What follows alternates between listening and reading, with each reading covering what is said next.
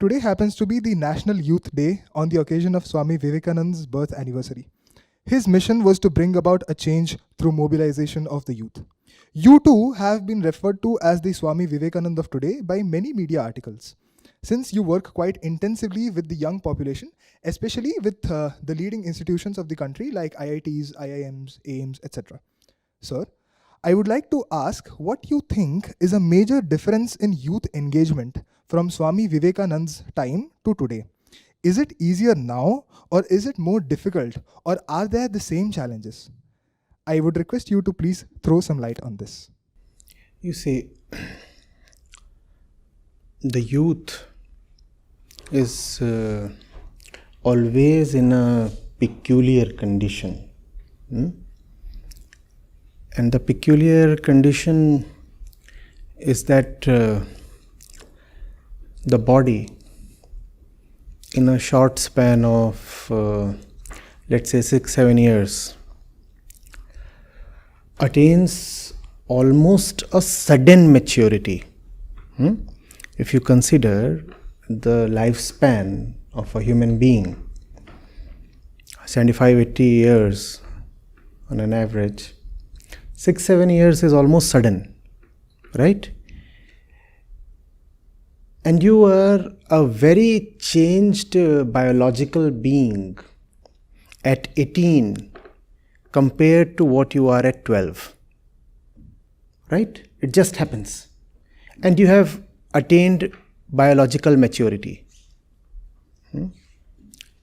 which means you can do a lot of things that adults can, and also you have energy comparable to other more grown-up adults, let's say those who are 30-35 years old,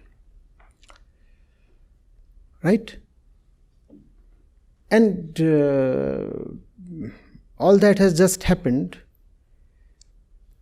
when you were passing through your formal schooling and college or university education, right? Suddenly you find yourself a grown-up adult.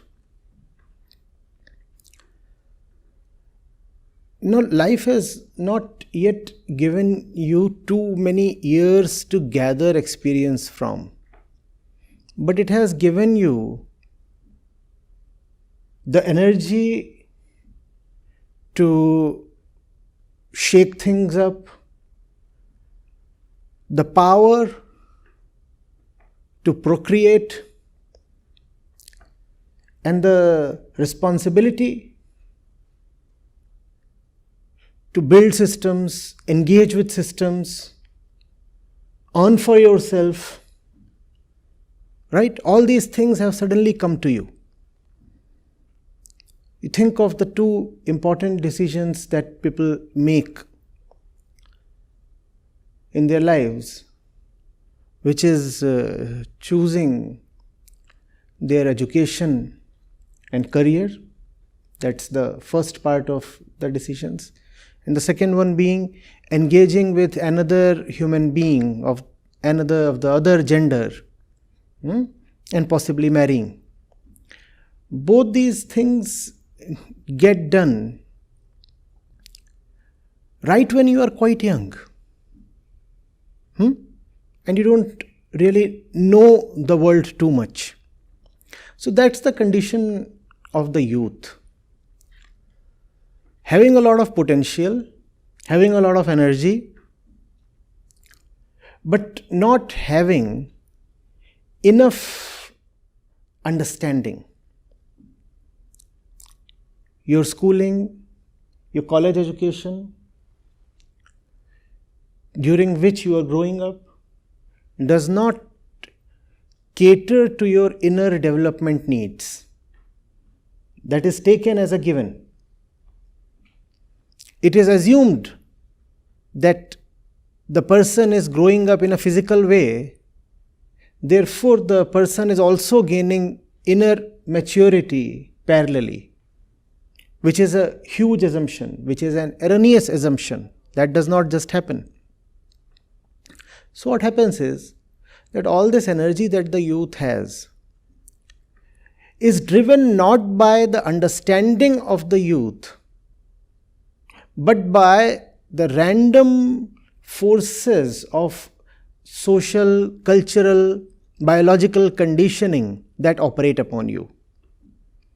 That was the situation 100 years back, 120, 130 years back, if you're talking of Swami Vivekanand's times. And that is also the condition today, and that will be the condition forever, because that's how biology shapes up the youth, right? Puberty used to happen at a certain age. In Vivekanand's time, it happens at almost the same age even today. So in that respect, the youth was vulnerable then, and the youth is equally vulnerable today.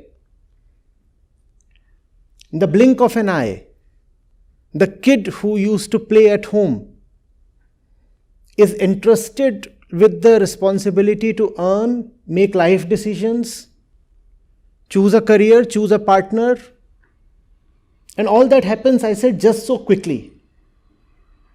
Has the youth been equipped decently, responsibly to take all those decisions? No, that does not happen. So instead of understanding, what we have is conditioning. What was the conditioning operating at the time of Swami Vivekanand? The conditioning was twofold. Biologically, in the physical sense, the youth of that time was not quite strong. And mentally, the youth had been conditioned to believe that life is all about weakness and misery and defeat and subjugation. The genius of that monk lies in challenging both these conditionings. He said, first of all, you need to be physically strong. If you are little and weak and sick all the time, then there is not much that life can offer you. He said, strength must be the first quality, and weakness must be considered as the foremost problem, even the first sin.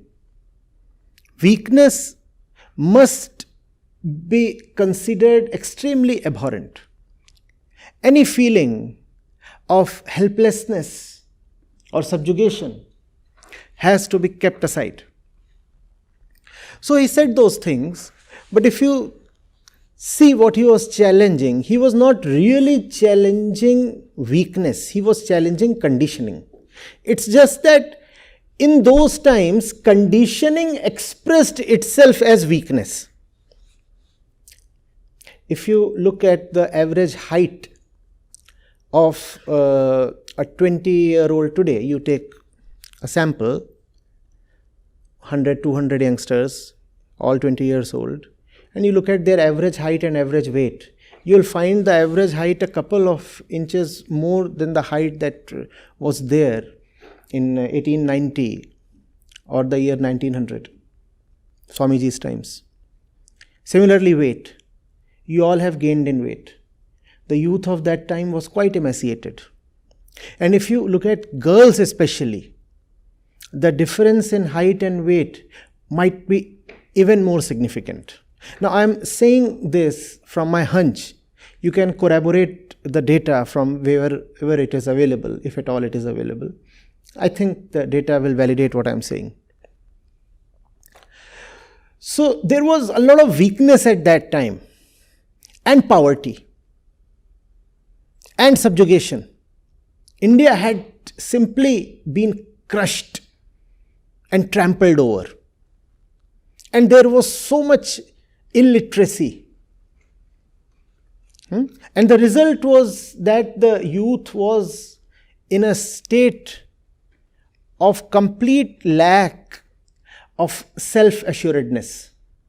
Instead, what the youth had come to believe was that misery, defeat, weakness, surrender, meekness is the only and inevitable way of life. Just bow down. Bow down to life, bow down to oppressors, bow down to poverty,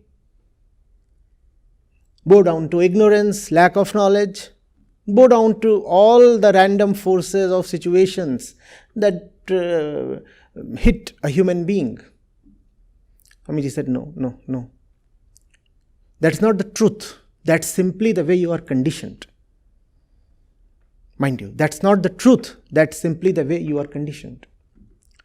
So, it is important to remember that the central work of Vivekanand was not really against just weakness or ignorance or whatever.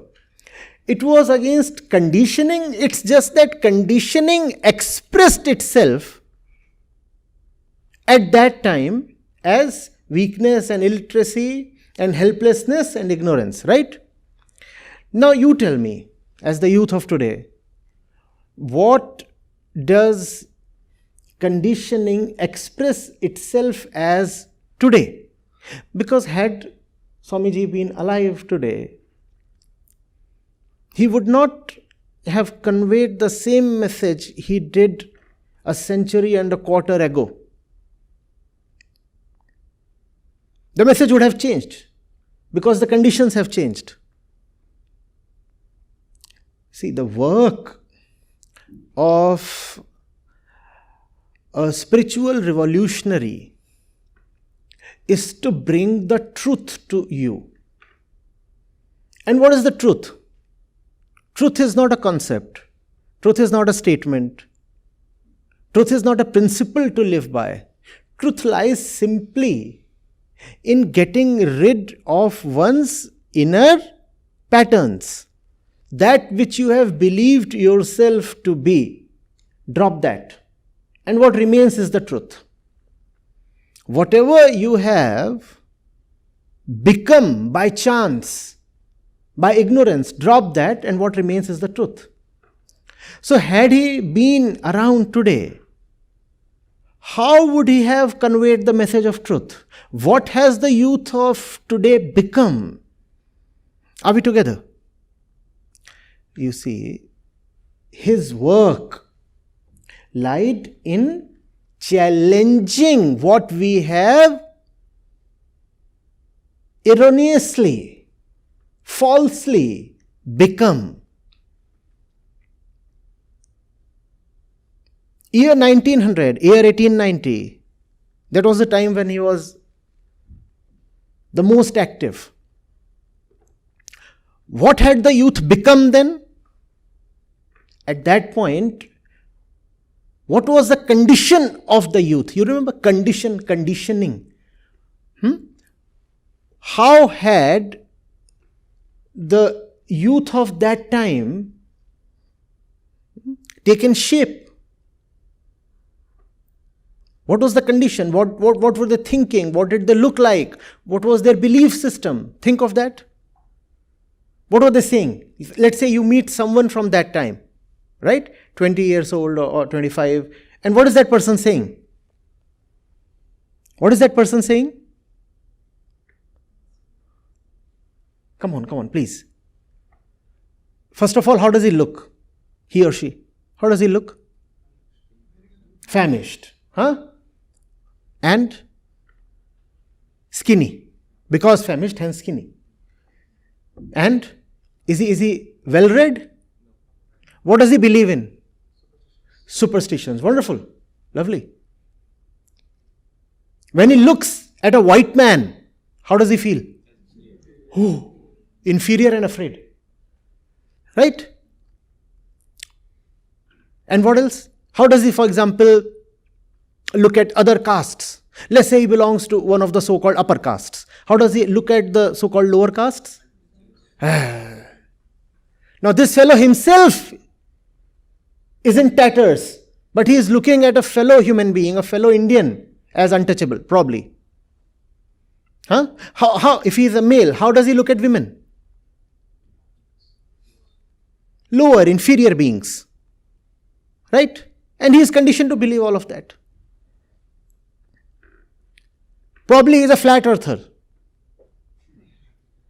Quite probable, right? Does he know where America is? Quite possible he also looks at other communities with a lot of distaste. Right? How much geography or history or biology does he know? Not much. The literacy rates had plummeted to almost single digit levels in most parts of the country by that time. Such was the devastation, such was the havoc wreaked upon the education system, especially after 1857. People were not getting to learn, to read, to write.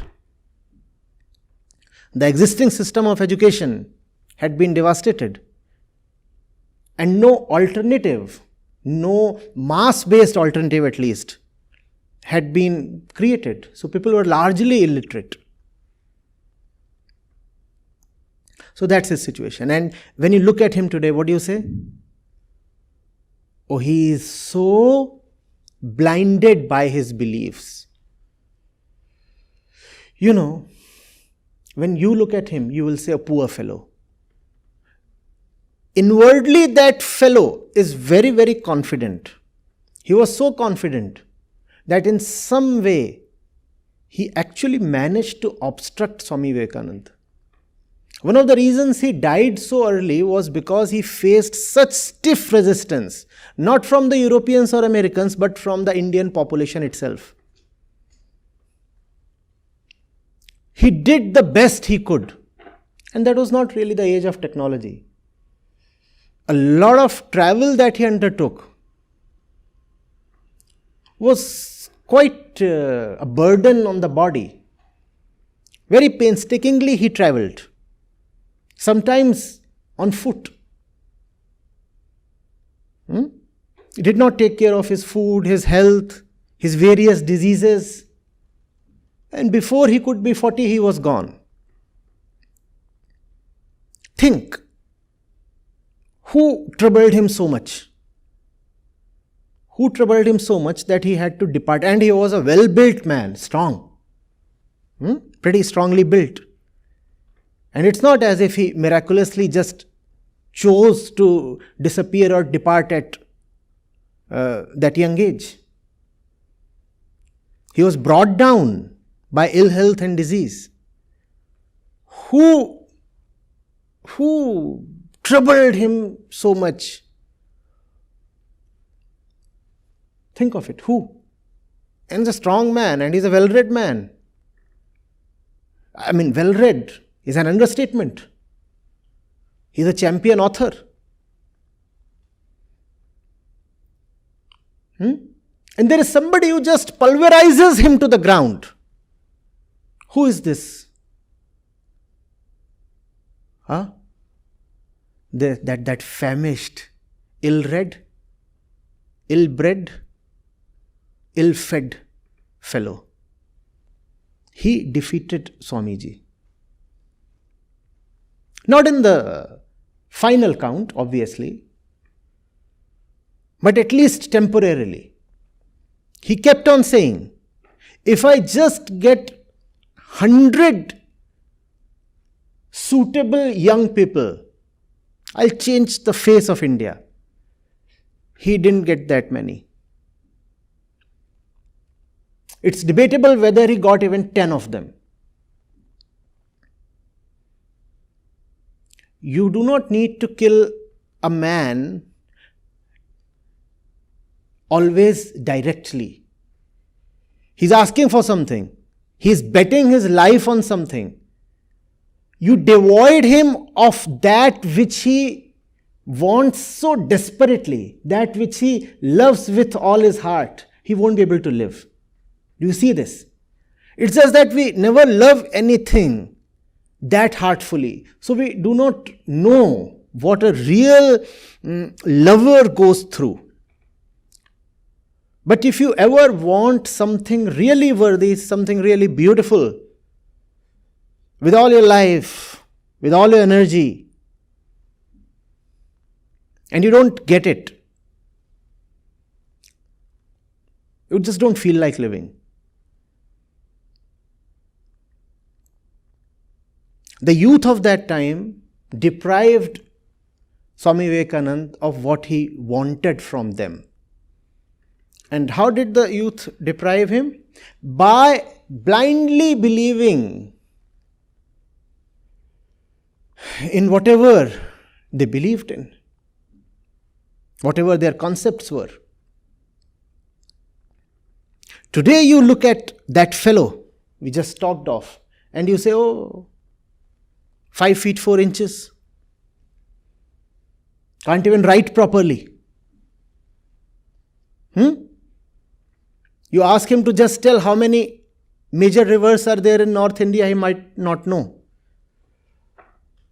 Ask him where do smallpox and chickenpox come from? He will say divine curse. That kind of a fellow. But that fellow, who is most probably racist, casteist, sexist, ignorant, that kind of a fellow manages to obstruct the work of a giant like Swami Vivekananda. That is the power of conditioning. It is conditioning that the Swami was fighting against. It's always possible and easy, rather, to look at someone else, especially from some other age, and see very clearly that the fellow is conditioned. Right? For example, today, if that fellow, imagine him standing here. Imagine. Today that fellow tells you, women do not need to be educated. You won't even feel like countering him, right? Some of you would laugh at him, others won't even feel like laughing at him. You would simply want to look elsewhere at something that is more pleasant, more meaningful, more sensible. But that fellow is very, very confident. He's saying, but women, they are for the kitchen and taking care of the kids, and what do they have to do by studying, reading, educated? I mean, will they wear coats and pants and go out to work like men? Ha ha ha. He'll be very sure of himself. He'll be, catch that word, he'll be very sure of himself. That's what. When you are so sure of yourself, then you can defeat even the most beneficial, most benevolent power that stands in front of you to help you, to uplift you. Conditioning manifests itself in, come on, repeat the word, sureness. And what's the popular word for sureness? Confidence.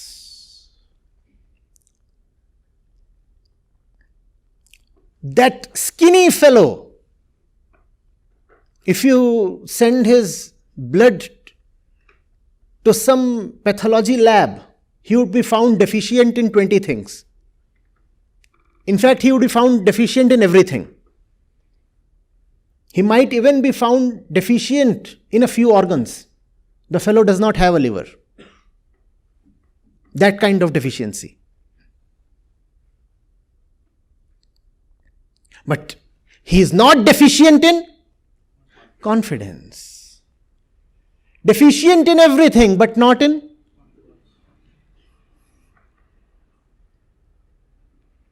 And that's what troubled Swami Vivekananda so much.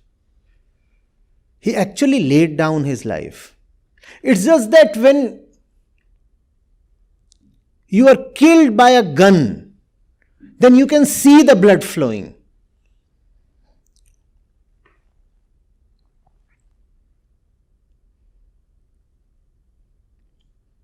Or when you wear a crown of thorns, as Jesus did, again you can see the cruelty there, out there, in a very obvious way.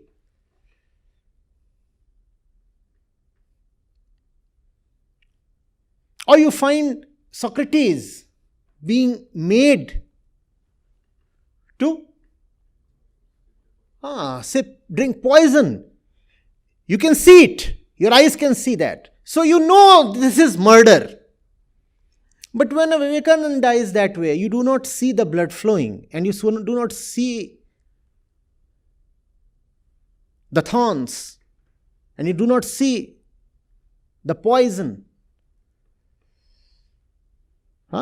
You do not see a head being chopped off, because you do not see. So you say, oh well, he just died out of some sickness. He was diseased. No, he was not diseased. He was killed.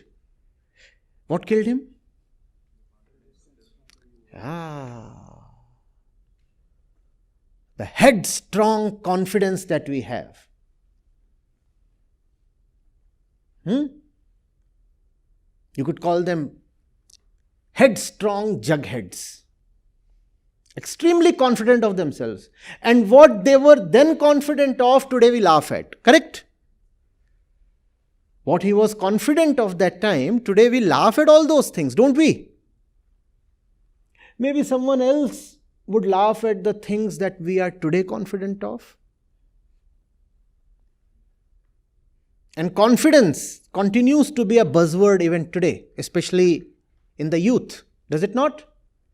You all like to be confident, and you all admire confident people. Look at your role models. Don't they all act very confident?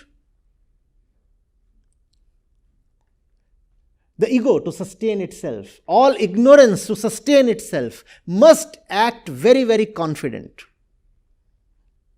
Now, fast forward to 2023. What are we confident of? What are we confident of? And the inner confidence that we have is very, very stubborn. Times change. The ego tendency does not change. All change is just superficial, apparent, external. Internally, human beings continue to be the way they always were. What are we confident of? Obviously, if Vivekanand comes here today, he will not tell us to be physically strong. Most of us are already reasonably strong, right? You have gyms. The nutrition that you take is more or less okay. All kinds of sports facilities are there, right within the campus. So he will not talk of nutrition. At that time, he was talking a lot about good food, and he would say, come on, leave your ignorance behind. Get up, go and play football. Today, he does not need to tell you to play football. You already play football.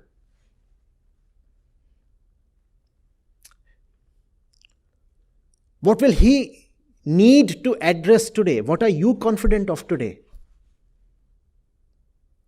Hint. You will resist him every bit as much as that fellow from the last century.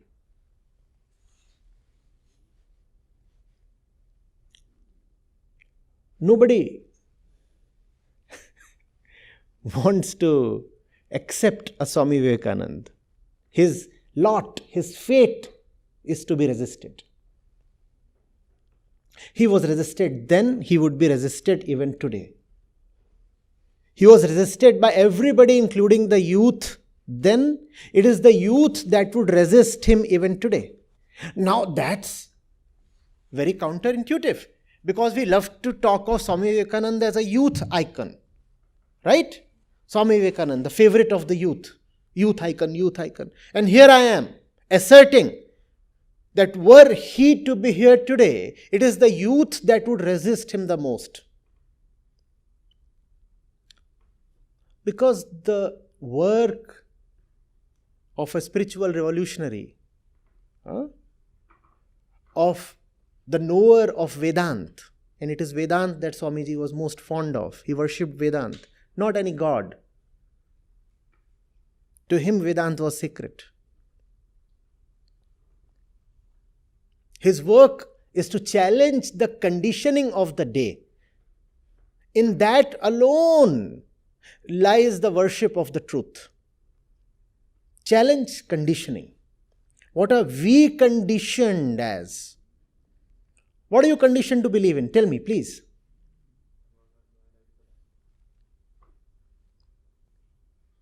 His work would be equally difficult today. Beliefs have changed. The believer has not. The one who loves to live in beliefs has not changed. It's just that he has changed his beliefs. So there was one set of beliefs then. Be with me, come on. There is another set of beliefs now. But the tendency to live in beliefs has not changed. He'll have an equally tough task today with you guys. You will not Christian him as a youth icon. After he is gone, then another generation would. Not you. You would not like to listen to him. Listening to someone who brings the truth to you is always a difficult task. The nature of truth is that it cannot be pleasant, irrespective of how much you try to sweeten it or smoothen it.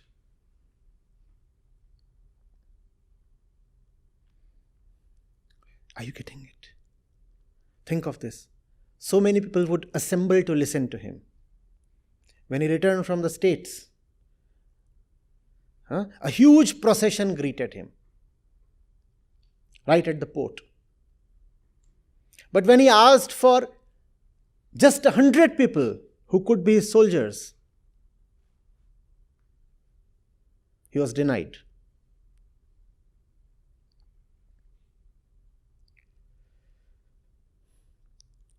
Beliefs are superstitions.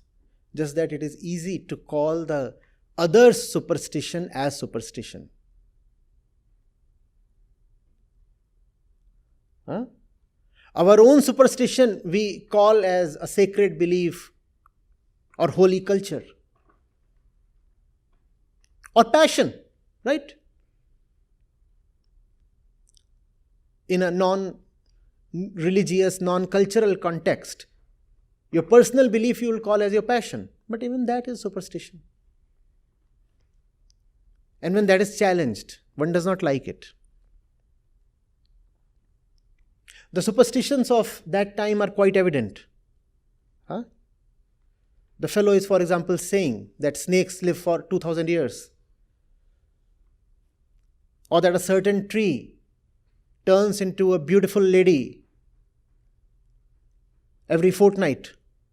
And today you can laugh those things away. How about the superstitions of today? Have we tried to inquire the superstitions that we carry? Come on.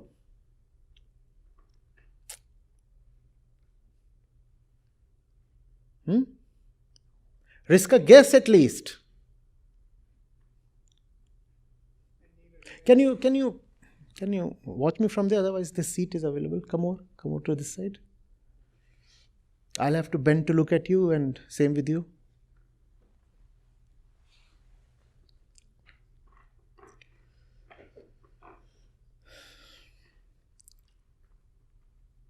Yeah, what are the superstitions we carry? Please.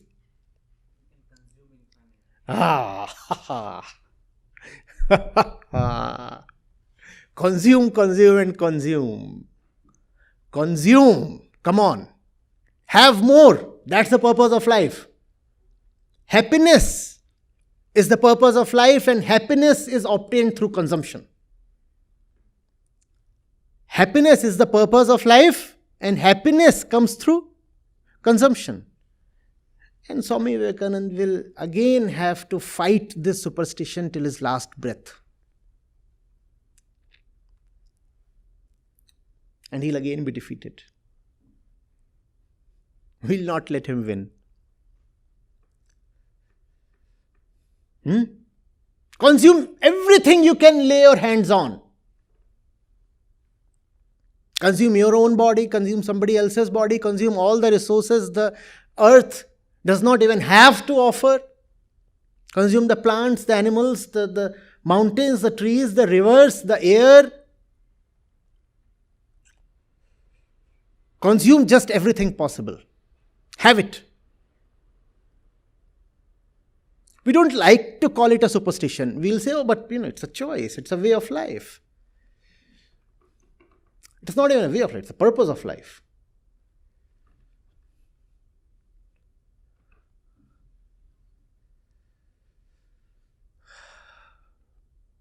That's what he would do today.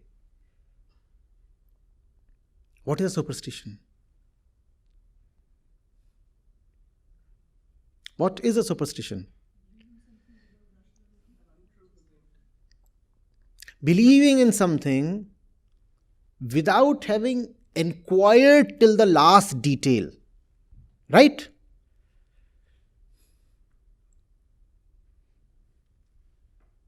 And when I talk of the last detail, do you know what I mean? The belief is something here, out here. This is.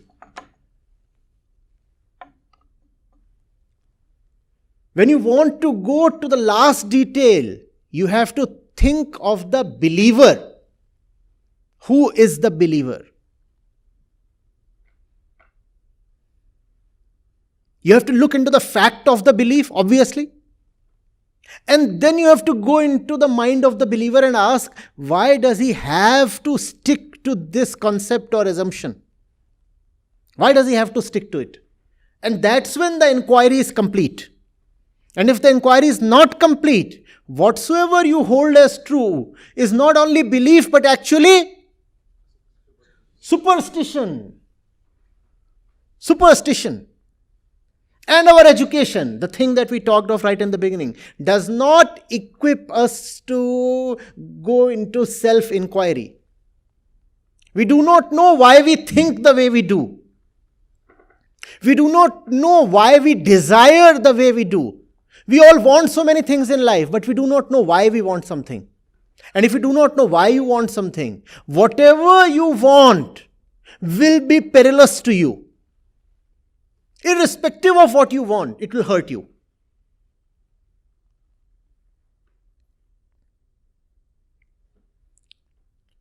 Are you getting it? Come on, come up with a few more superstitions. It's fun.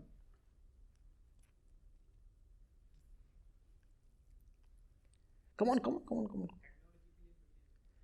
Yes, technology and technical growth can offer you redemption from your suffering. Technology can only do what you want it to do. Technology is a slave. Right? Your imagination comes first, your desire comes first, and then comes the technology. Correct? To fulfill your desire, to materialize your imagination. That's what technology does. If your desire itself is a rotten thing, how can technology help you? Please tell me. Your desire is to kill the other. You come up with the most powerful fusion device possible. It's a state-of-the-art thing. The greatest hydrogen bomb ever made. Where is that coming from? Your rotten, hateful desire to kill the other. And why do you want to kill the other? Because he does not worship the same God as you do. because you want a piece of land and the other does not agree. So you want to kill him. Such an animalistic desire, right? But to fulfill this desire, what do you use? The latest, most modern, state-of-the-art technology. What can technology bring to you? If you are inwardly rotten, what can technology bring to you? Technology will simply become an expression of your inner diseased state. Right? What other superstitions? I hope we are capturing this. This is very important. Yes.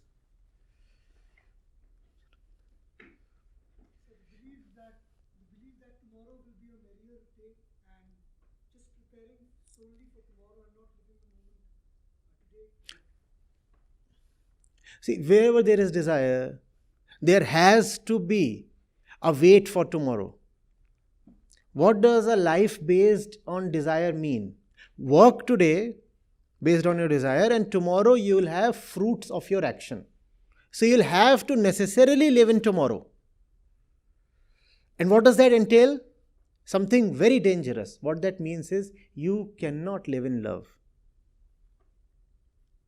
You cannot work in love. You cannot do something just because you love it. This quest for tomorrow means that all the value has been postponed to the future. Where does value lie? Where does value lie? In the desirous mind, where does value lie? In the future, because that's where the imagined fulfillment of desire is.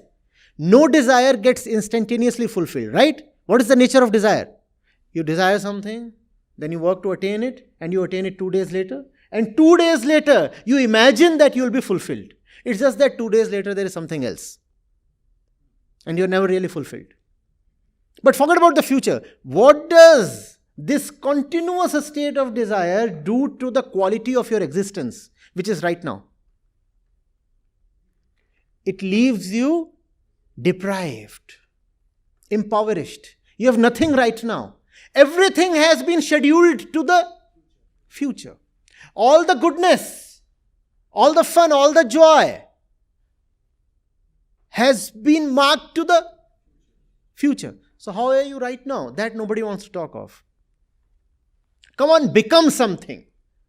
Now all becoming again lies in the... So how are you right now? Blank. Nothing. I have nothing. I have nothing. But nobody wants to call it as a superstition. You see, the usual superstitions have all been killed by science, mostly. Because they were objective superstitions. Right? Like, you must not take food at the time of the lunar eclipse. Now that's an objective superstition. It has something to do with objects. Which objects are we talking of? The moon, the earth, and the food. All these three are objects. Now science will defeat all these superstitions because science is very well equipped to deal with objects. So all the objective superstitions are gone. Swamiji would be very happy. But then he will look at the other side, the subjective side, and his face will turn pale. All the superstitions are now subjective. And how do you defeat them? Objective superstitions can be defeated. For example, it was superstition that, let's say, the Nazi blood is superior to and purer compared to the other races. How was this defeated? You just take blood samples and compare, and science has defeated that, right? So we kept talking of the pure Aryan blood, and nobody talks of that today. There's nothing called the pure Aryan blood. You could be an Aryan, a non-Aryan, you could be anybody. Blood is blood. Science defeated that. But if you say, in your mind, for example, that getting settled quickly or getting retired quickly is the purpose of life, how does science defeat that? Tell me. Science has no answer there. And that's the superstition of today. Hustle. Earn quick bucks by doing any damn rotten thing. And then retire at 35. And if you don't feel like doing that thing exactly because it is so rotten it cannot be done, then listen to some huge money bag industrialist, capitalist, influencer or motivator and push yourself back to that same rotten job so that you may retire early. Science has no answer to this kind of superstition. Because it is, come on, be with me. Subjective. Science cannot deal with subjective things. You fall in love with a pig. Science cannot correct you. All that science can tell you that it is a pig. You still say it's my subjective decision to roll in the shit with the pig. The science will remain silent. What can science do now? Science can at max tell you what all kinds of bacteria are present in that filth. Beyond that, science can't do much. It's a subjective thing. And the superstitions today are all subjective. How do you fight that?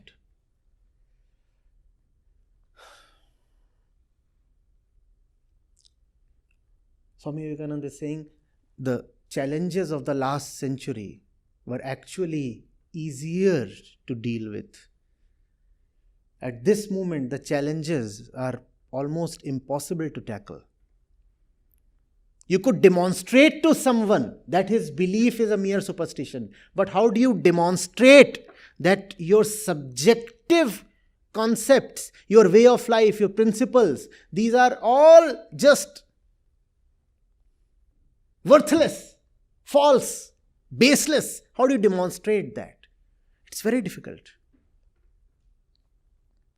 And the youth has been greatly indoctrinated today, especially in a country like India, because it's a young country. So if you can capture the youth, you have captured everything. You have also captured the future, right? The ones who are young today will be the earners of tomorrow. Catch them young. That's how they say. Catch them young. And you have been indoctrinated. That which you think of as normal is not at all normal. To that fellow, see, he's still standing here. Do you see him? To that fellow, it is very normal to think that the sun goes round the earth. And he says, but I see that happening every day. Rises this side, sets that side. The sun obviously goes round the earth. It's a very normal thing. Don't you have common sense? Come on. When you will dispute what he says, what will he say? Can't you see the obvious? It's commonsensical. The sun goes round the earth. Think of what all is normal and obvious and commonsensical to you. Please do that. It is that which you take as common sense that is defeating you. That is a nemesis. That is killing you. That which you think of as obvious and certain and feel very assured of. So assured of that you don't even want to question it. That's what is defeating you.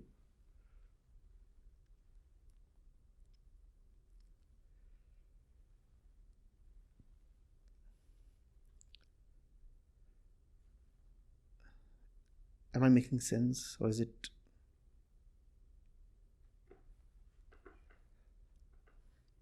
I'll do my BTech.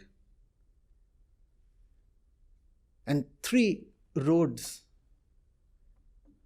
arise from there. Or maybe 4 or 5 max. A job, MS, MBA. Or I go and fall into the lap of my family and say I'll be part of the family business. Huh? That's all? That's all? Startups, fine. How do you know that all this is not a superstition? Come on, please. How do you know? Now, don't dismiss it as being obviously an insane question to ask. You all are very sane people. For the next hour, just bear being a little insane with me. How do you know that this is not a superstition to choose just one among these 4 or 5 options?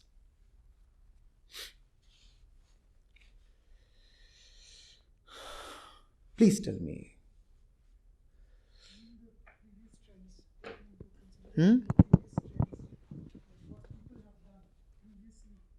You are not a previous one. You are a current one. The previous ones are all dead. And they didn't live exactly glorious lives. Why do you want to emulate them?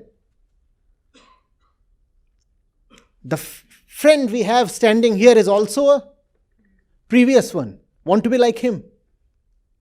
Why not? If the old is to be emulated, let's go for the older one. And why stop at the older? Let's go for the oldest one. The one who is in the cave, in the jungle, sitting on the treetop and chasing monkeys from there. Why not copy that one?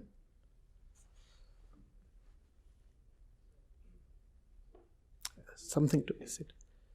So we live in a country like India, where the daily need of a person is to have a piece of bread and butter daily. So if you do not choose any of the 4 paths and try to think that I'll speculate today and maybe after 2 to 3 days I will go on to some other thing that will give me bread and butter, that is not how the life works. You can't stay impoverished for say more than 4 to 5 days. So how do you know? So How do you know? Exactly. Just a question. Yes, sir. A superstition involves something that you have not inquired into. How do you know that bread and butter is possible only via these 4 or 5 paths? How do you know? What's the basis? How much have you seen the world? How much have you inquired? How much knowledge, experience do you have? At this young age, how do you feel so convinced that unless you follow the well-trodden path, you won't even physically survive? We are talking of starvation, as extreme as that. Yes, sir, I would like to counter that. Sir, see, the thing is that when you're talking about living in this world, it is not only that a person as a whole is living. It is not Mahabharata going on that Lord Krishna can pause the time and everything will, and he can say any sermon and then that can be believed, or he can do any action and ask other people like for example, when this Karan was killed, the brother of Arjun, stepbrother of Arjun. Leave all that aside because all that is not fact. Fine, sure, So we'll what's leave the it. thing? We'll leave that. Sir, so whatever happens in this world is a mutual thing, a mutual action by you and the surrounding, how it reacts to you. So the thing is that if you are not doing some work, or maybe you're thinking that there's some other path which may lead you to some work, like you said that there are only 4 options after engineering, 4 to 5 options maybe.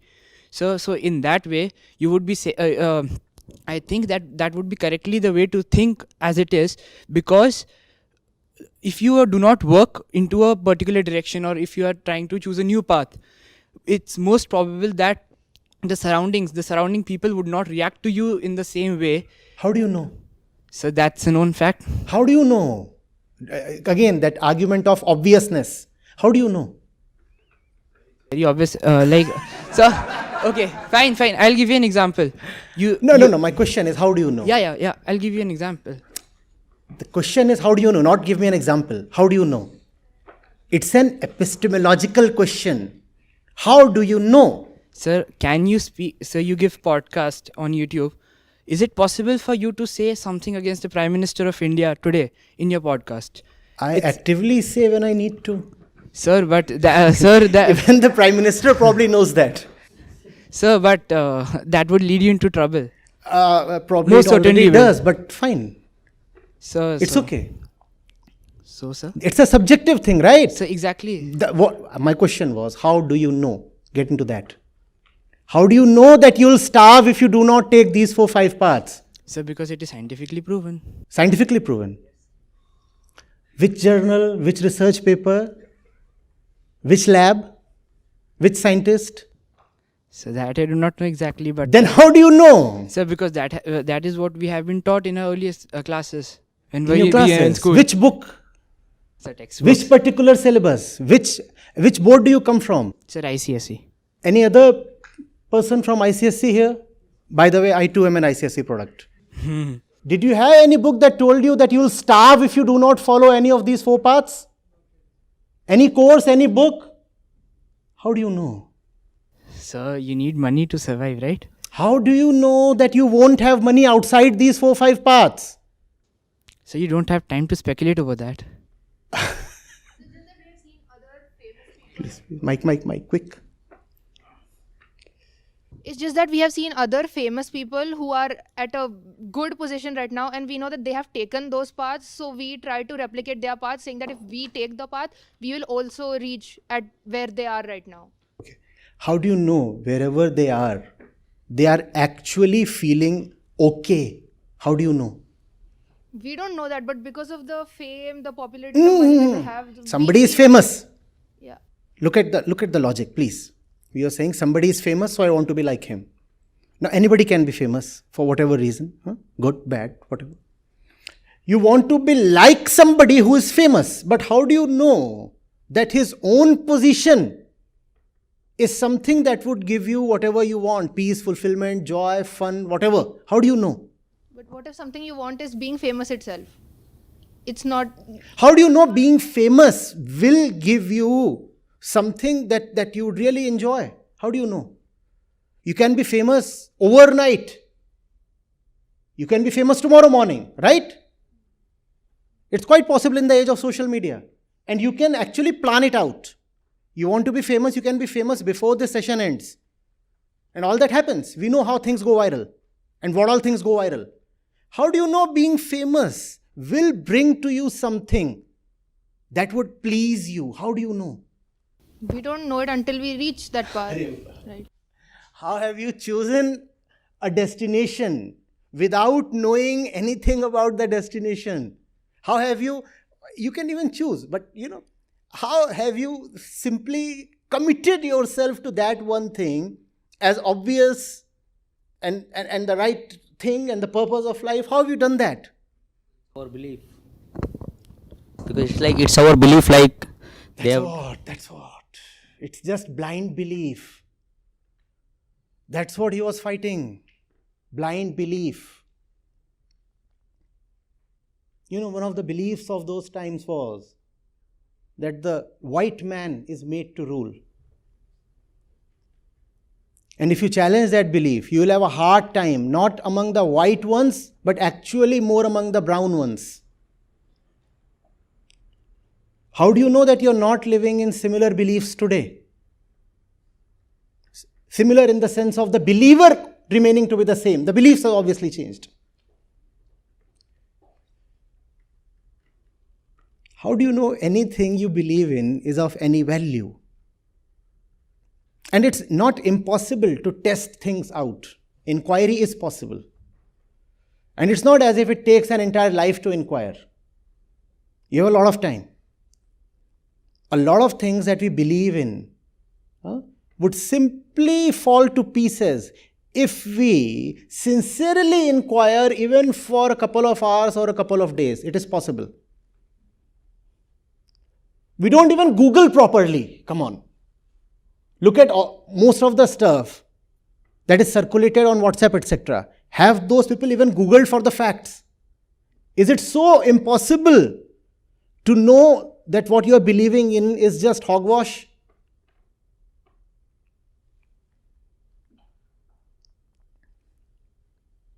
You want to be like someone.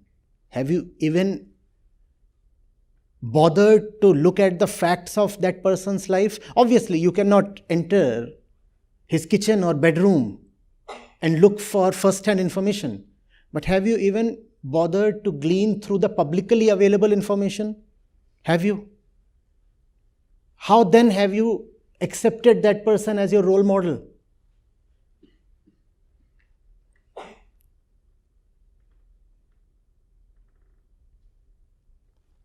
Asking you, please.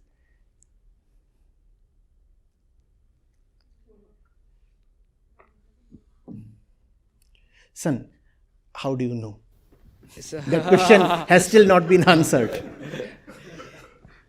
Still not been answered. so the human brain works in the way the previous experiences have taught to him to be like. Sir, in that way, sir, if you could say that maybe 150 years ago Swami Vivekanand believed in a certain kind of a ideology. No, he didn't believe in any ideology. No, I mean certain principles that No, he didn't believe in principles. So you said right now No, I didn't. So that the stubborn man at that time was not The stubborn man had principles. Swamiji didn't have principles. He was a destroyer of principles. So but you eventually, if you are destroying some principle, you are entrusting How some. do you know that destruction of principle is another principle? How do you know? Why do you come to such quick inferences? Sir, I think that's really the problem is we see what others are telling us. We do not go to the last details about everything. So that's what I think superstition was, is and will remain. Right. How now? What to do about it?